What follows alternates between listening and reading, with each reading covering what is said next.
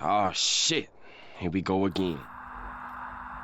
Good evening and welcome back to Sam's Rant. First and foremost,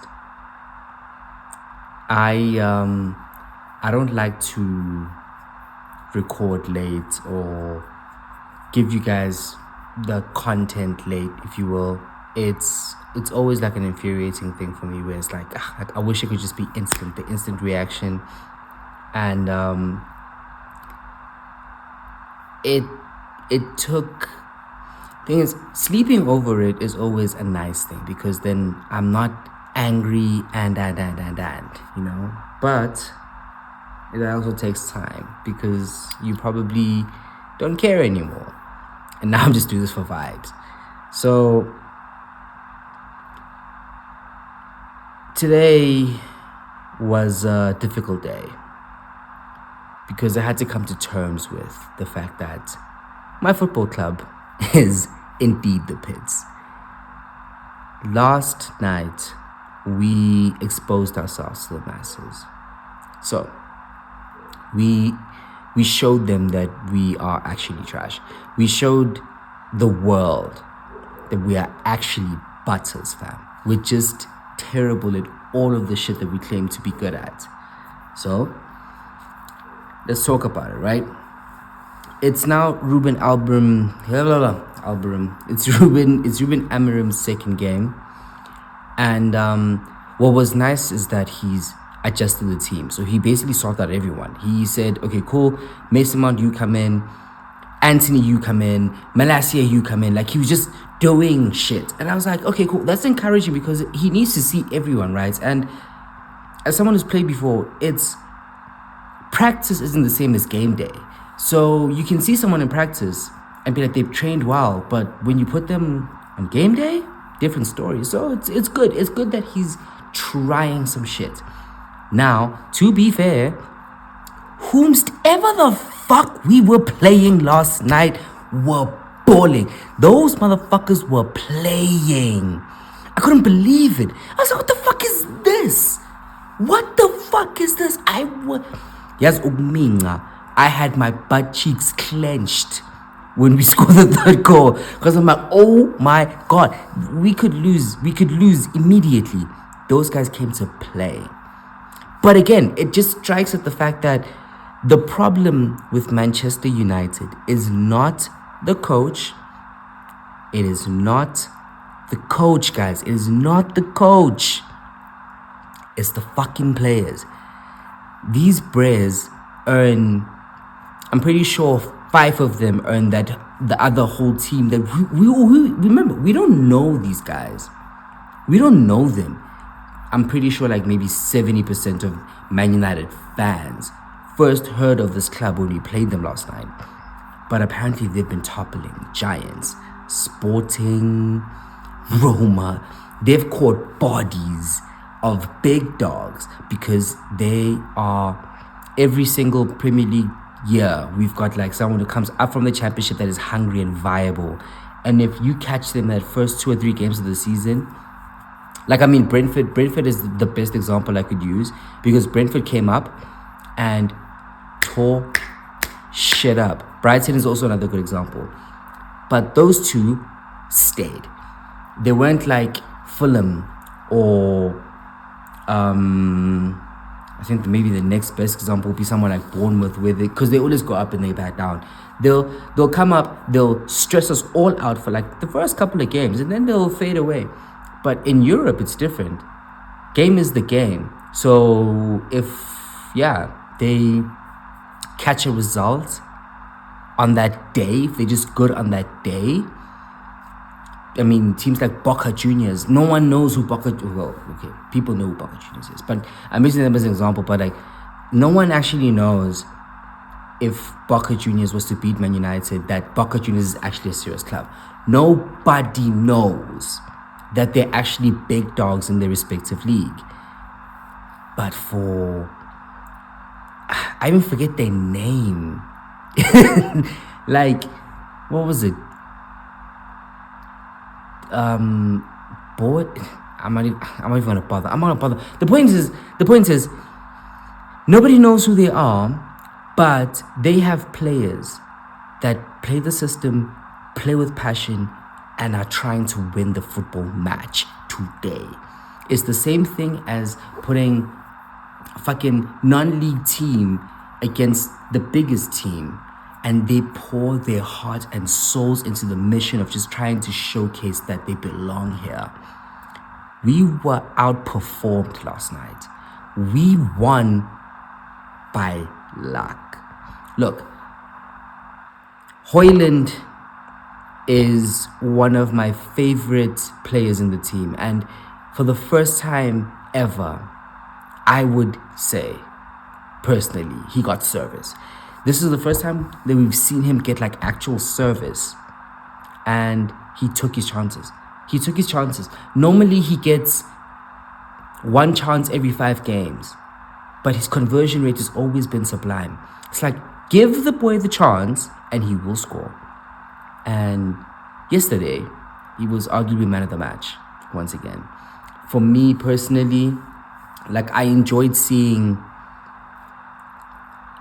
Rashford get benched for someone like Anthony, Ahmed getting rest, because I don't think that Ruben did it on purpose. He was just like, listen, it's a European game. We've got 20,000 other games to play. Let me give other people a chance to have a run out.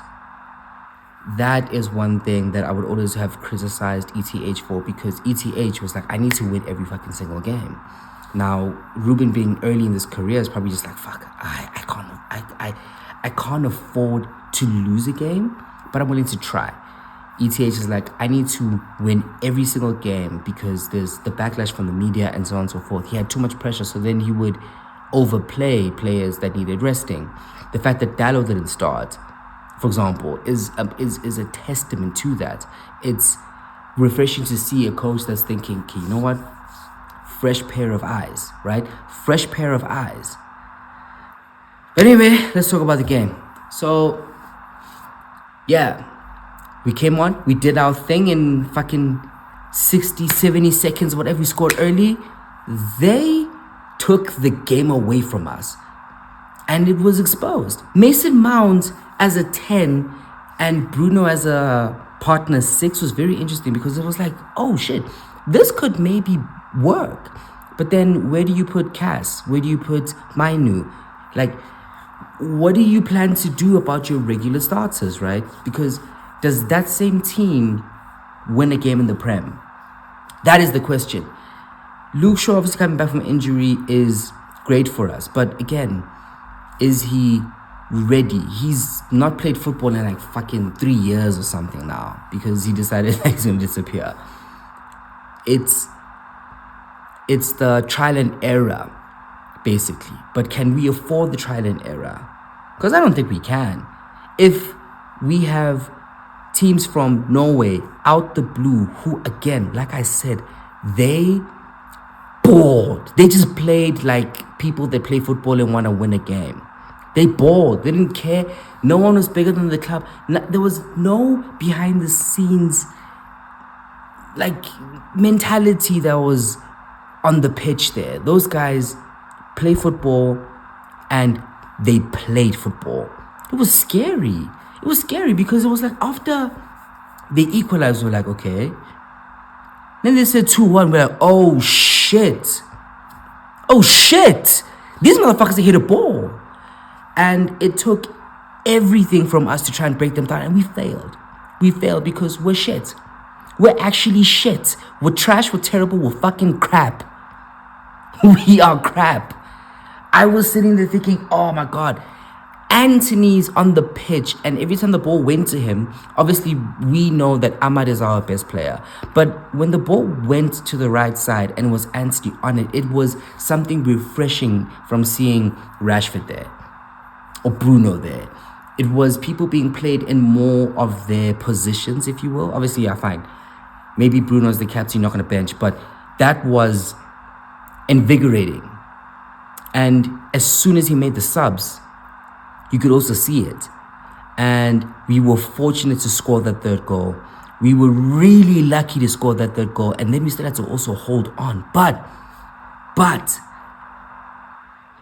Actually, you know what? Fuck it. I'm gonna make this a short rant. I'm not gonna dive deep. We are shit. We are shit, and we're going through this very important transitional period. Jesus, yo, I almost fucking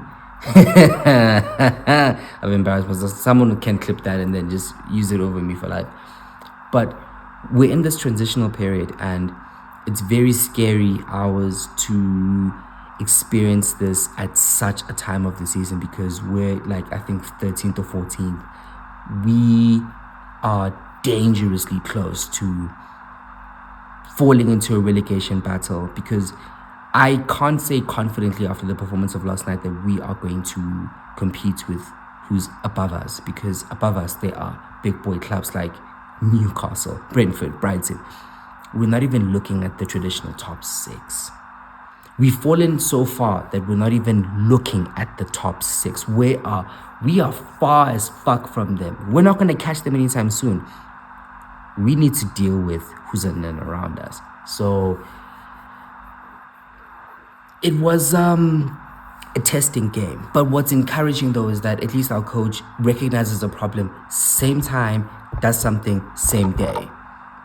Literally following game, we could be seeing a pattern start to form from like Everton, whether he's gonna go with this is what worked for me last, or let me try this and try this and try this and try this, because he's got 2 games in, right? But at least the football and the change of style that we're currently playing is kind of already taking on. It's already kind of taking on. It's getting just honed into them that this is how we play now. This is just it. And you either fit the bill or you don't. And yeah, I will bench you if you don't. So that's the only good takeaway. Other than that, it's obviously scary hours because it exposes a lot of our weaknesses, because Anthony being on the right, for example. As I was saying that it was refreshing to see him instead of Marcus Rashford there for the start of the game. That was our weakest point. And I don't think Anthony had the worst game. And I know I'm not going to talk about every single player, but it would be unfair for me to not commend him but also criticize him, because he was a very integral part of the goods and the bads of the game. So was Malacia. And it's like, okay, we actually can do this. However, in my ideal world, let me actually give you my lineup. Let me give you what I think would be the best way for Man United to set up for this formation, right? Everyone being fit, form considered, and whom I think actually deserves to take those mantles and keep us going forward. So for starters, obviously, Onana and Keeps. Right wing back, Dallo. Right centre back, Mazraoui. Centre back, De Ligt. Left centre back, Martinez. Left wing back, Luke Shaw. 6, yeah. First, your primary CDM. I am tossing between Ugarte and Cass. He'll probably play Cass anyway, because Cass is more experienced than Riyad. But for me personally, ideally, Ugarte. The 6 adjacent to him is Kobe Mino. Obviously fit. If not, put Bruno there. Whatever. Fine. I don't care. Your 2 10s.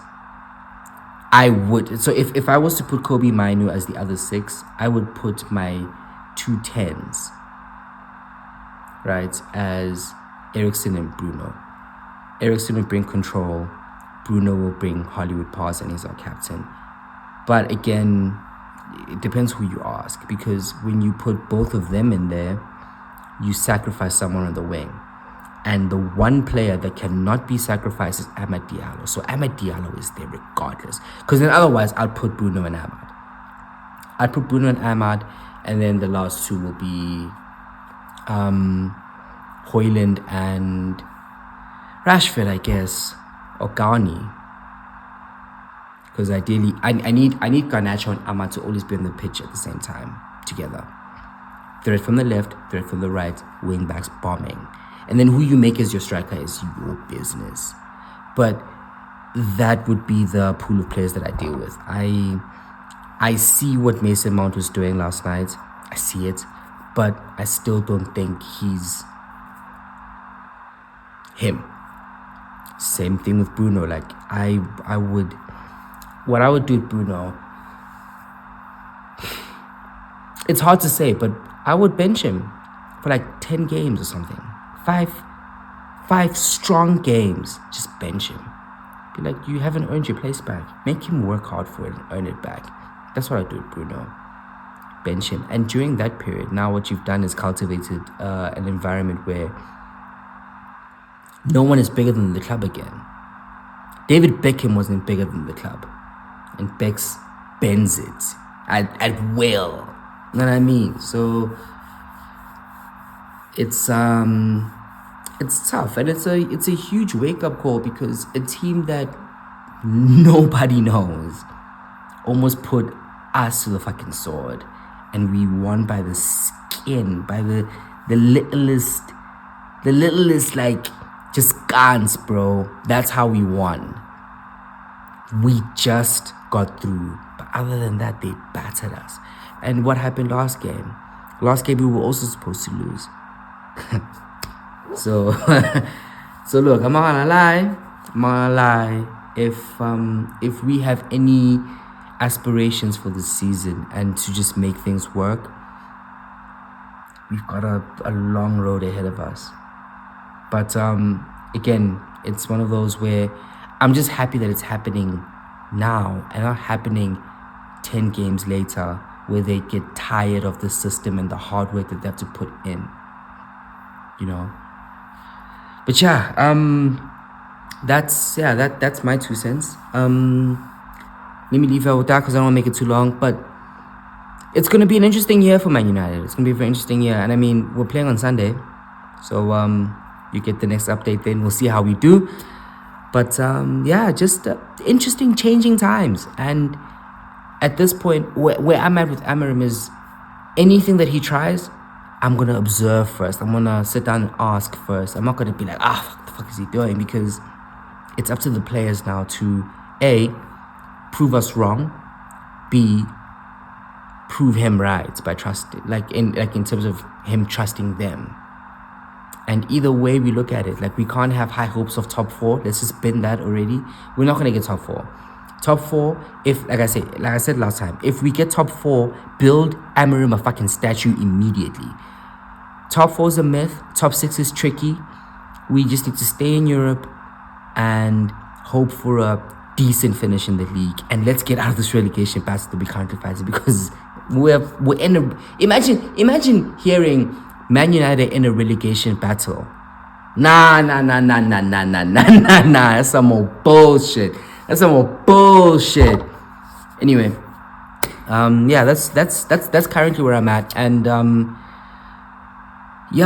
I will give you guys another update in 2 or 3 days. But other than that, take it easy, take care like Kanye. Sam signing out. Deuce.